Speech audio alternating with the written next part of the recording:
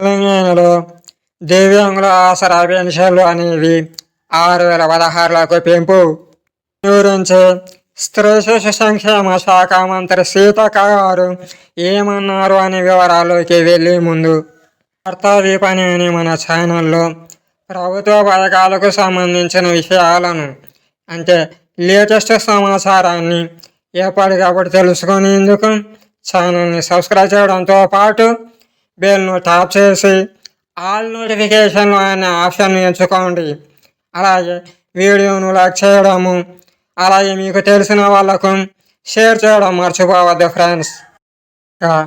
ఆసరా పెన్షన్దారులలో ముందుగా దివ్యాంగులకే పెన్షన్ల పెంపు అనేది ఉంటుందని, నెలకు 6,016లకు చేసేందుకు ప్రభుత్వం అన్ని విధాల చర్యలు తీసుకుంటోందని సమాచారం.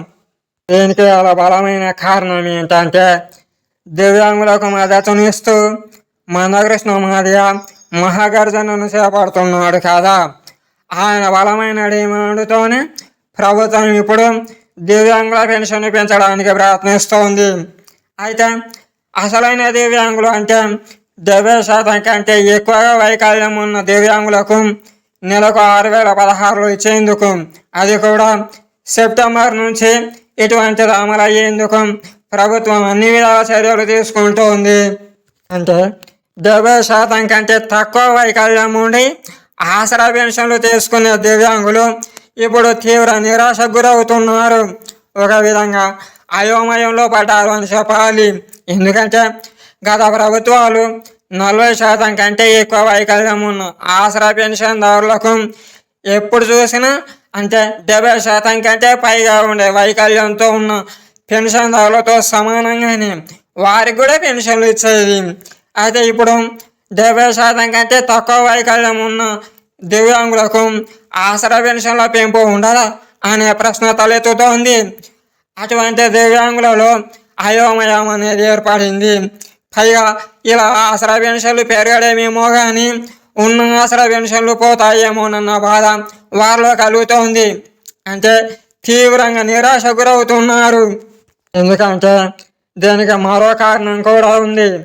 మీడియాలో 70% కన్నా తక్కువ వైకల్యం ఉన్న దివ్యాంగులకు ఆసరా పెన్షన్లు అనేవి కట్ అవుతాయని, అలాగే యూడిఐడి కార్డు లేకపోయినా అంటే ఏది సెంట్రల్ గవర్నమెంట్ నుండి వచ్చే గుర్తింపు కార్డు లేకపోయినా ఆసరా పెన్షన్లు అనేవి కట్ అవుతాయని, ఇంకా ఆధార్ కార్డుల్లో ఏదైనా అప్డేట్లు చేసుకోకపోయినా అంటే ఏపీ స్టేట్ కాకుండా తెలంగాణ ఉండాలి, ఇంకా అనేక రకాల ఇటువంటి షరతులు నియమాలు చూపిస్తూ మీడియాలో ఎక్కడో తెలియదు అని పెన్షన్దారులను అంటే 70% కన్నా తక్కువ వైకల్యం ఉన్న దివ్యాంగులను చాలా వరకు అయోమయానికి గురి చేస్తున్నారు.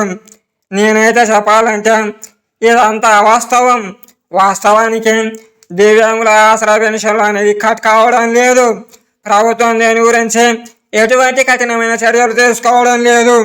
అయితే ఫేస్ రికగ్నిషన్ అని తప్పకుండా ఉండాలని కొంతమంది ఏది దివ్యాంగుల కుటుంబ సభ్యులలో దివ్యాంగులు మరణించినప్పటికీ వారి తరపున పెన్షన్లు తీసుకుంటున్నారని, దీనిని ఖండించాలని, అలా అక్రమంగా పెన్షన్లు తీసుకున్న వారి నుంచి తిరిగి ఆ డబ్బును తిరిగి అంటే ఏ విధంగా చట్ట ప్రకారం తిరిగి పొందాలని ప్రభుత్వం చూస్తోంది. దీనికి వస్తూనే హైదరాబాద్, రంగారెడ్డి వంటి జిల్లాలలో దాదాపు కొన్ని వేల దివ్యాంగుల యొక్క పెన్షన్లు కట్ అయ్యాయి.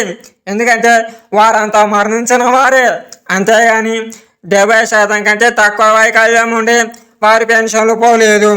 అయితే గత సంవత్సరం అంటే ఎప్పుడు 2024లో 70% కన్నా తక్కువ అటువంటి వైకల్యం ఉండి అనారోగ్యకు గురైన కొద్దిమంది దివ్యాంగులకు పెన్షన్లు కట్ అయ్యాయి. ఇది మాత్రం వాస్తవమే. కానీ ఇక ముందు అంటే సర్పంచ్ ఎన్నికలను దృష్టిలో పెట్టుకున్న ప్రభుత్వము 70% కన్నా తక్కువ వైకల్యం ఉన్న దివ్యాంగులకు పెన్షన్లు యథావిధిగా ఇస్తామని చెప్పింది.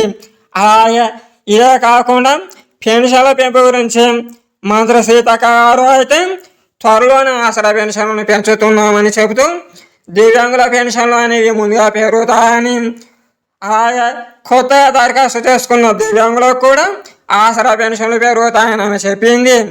ఇది కూడా త్వరలోనే, అంటే సెప్టెంబర్లోనే.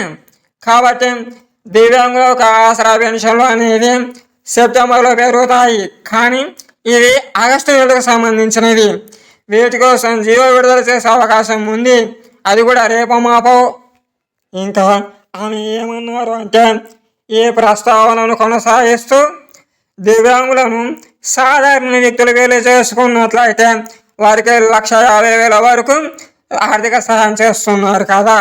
అటువంటి వివాహ సహాయంలో, అంటే ఆర్థిక సహాయంలో దివ్యాంగులు వేలు చేసుకున్నట్లయితే అటువంటి సహాయం అనేది ఉండదు.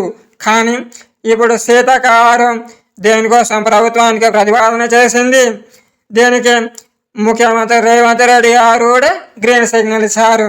అదేంటంటే దివ్యాంగులు పెళ్లి చేసుకుంటే దివ్యాంగులను సాధారణ వ్యక్తులు పెళ్లి చేసుకున్నప్పుడు ఏ విధంగానైతే ఆర్థిక ప్రోత్సాహం వస్తుందో ఆ విధంగానే ఇప్పుడు దివ్యాంగులు పెళ్లి చేసుకుంటే ప్రోత్సాహం వస్తుందని ఆయన చెప్పడం చేశారు. దీనికోసం అధికారులకు ఆదేశం కూడా ఇచ్చారు. కాబట్టి దివ్యాంగులకు వీటితో పాటు ఇంకా అనేక రకాల కొత్త పథకాలను ప్రవేశపెడుతూ వారికి ఉపకరణాలు, అలాగే ఆర్థిక సాయము, ఏదైనా కుల వృత్తులకు కానీ ఇంకేదైనా జీవనోపాధికి వారు రుణం కోసం అప్లై చేసుకున్నట్లయితే 50,000 వరకు, అంటే దాదాపు 50,000 అనే కాదు, ఇది ముఖ్యమంత్రి రేవంత్ రెడ్డి గారు ఇప్పుడు ప్రవేశపెడుతున్న పథకం రాజీవ్ వికాసం కింద ఏకంగా 5 లక్షల లోపు, లేదా అంతకాకపోయినా 3,50,000 లోపు ఇటువంటి ఆర్థిక సాయాన్ని దివ్యాంగులకు కూడా వర్తించేలా అన్ని రకాల చర్యలు తీసుకుంటున్నారు. కాబట్టి దివ్యాంగులకు ఇక ముందు శుభవార్తలు అనేవి అనేకంగా ఉంటాయని చెప్పాలి. వారి ఆర్థిక ప్రగతి కోసము, స్వయం సమృద్ధి కోసము ప్రభుత్వం కొన్ని కొత్త పథకాలను కూడా రూపొందిస్తోంది.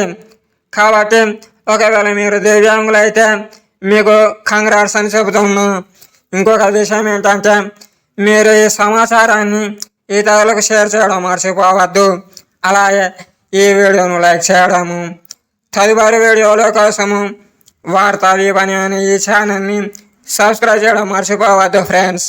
మీకు థ్యాంక్స్.